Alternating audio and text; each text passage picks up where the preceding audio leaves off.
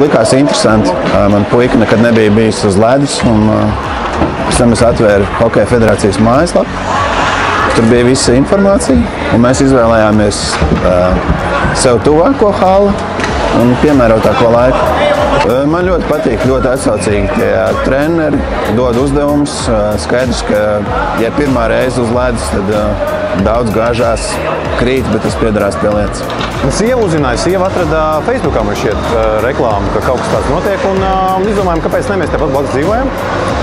Tā kā atnācām. Man patīk, bērns vēl mācās, bērns vēl īsti nezina, ko un kā, viņam drusku tā kā bail, bet treneri atsaucīgi, man šķiet, ka tie visi puši treneri, vai ne? Visi ļoti atsaucīgi, ar bērniem runā perfekti, un viņš jau 3. vai 4. apli braukā uz krēslu apkārt, tā kā priecīgs, jā. Fiziskā sagatavotība, tas ir viens veselība, jā, otrs arī tas, ka disciplīna un tās lietas, kas ir nepieciešamas, lai varētu nākotnē mācīties un sev piespiest darīt lietas, kas varbūt negribās, jā. Bet man liekas, tas sports tas in general tieši šādas lietas dod, jā. Redzēju, Facebookā bija ielūgums, un izmantojam iespēju atnākt bērniem paslidot. Kaut gan viņi spēlē man futbolu, bet viens otru var tikai pilnveidot, tāpēc arī izmēģināsim paslidot, kā sanāks. Man iedvesmoja tas vienīgais, kad pats bērns gribēja spēlēt. Jo es domāju, ka ja vecāks spiež, jo pavisam noteikti grib, lai bērns kaut ko dara, vienalga, vai tas ir hokejs vai kāds cits sporta veids, es domāju, tas ir nepareizi. Tāpēc tā vienīgā iedvesme ir bērnu vēlēšanās. Facebookā izlasīju, kad gaidīju pagājušo gadu jau piedalījās hokeja dienās tikai citā klubā, Akropolē Ice Akadēmija, un izdomāju šogad tuvāk mājām, tad šeit atnāk. Ļoti patika. Šo būtu agrāk arī nācis hokeja, vienkārši arī nodarbojos citām sporta aktivitātēm, tāpēc šogad izdomāju, ka varbūt tomēr var savienot. Ļoti noilgojušies bērni pēc sporta nodarbībām.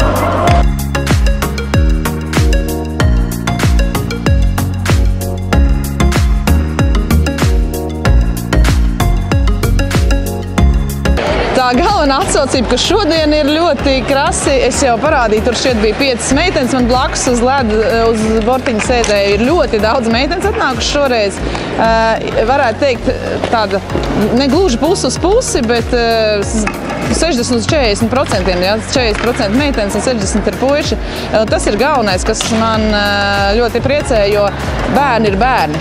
Nav puisis vai meitene ir bērni. Tad noteikti ir pieejamāks, un tas, ka pirmkārt mēs drīkstam sportot beidzot, tas ir, jā, tie ierobežojumi ir mazliet izmainīti, un ļoti liels prieks, ka bērniem ir atļauts nodarboties sportu, jo mums ir ļoti kritiska situācija šobrīd redzam no treneru puses. Mēs skatāmies pēc Covid pauzes, ļoti daudz bērni ir iesēdējušies mājās, un jā, pie kompjuteriem bijuši daudz, un fiziskā attīstībā mazliet, ir švakāka nekā bija pirms tam, kad viss tika aizvērts ciet.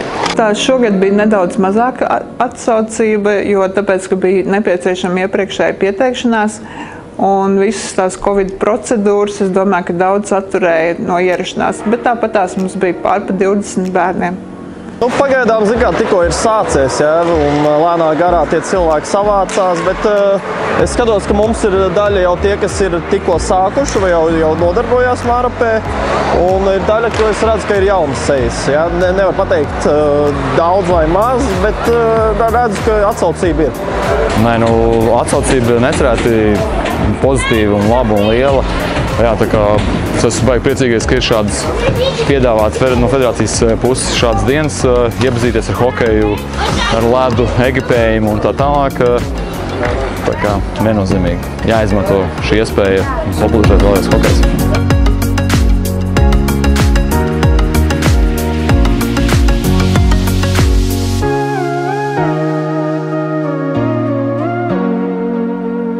Noteikti tas ir viens no vispusīgākajiem sporta veidiem pasaulē. Tad visas muskuļu grupas ir attīstītas.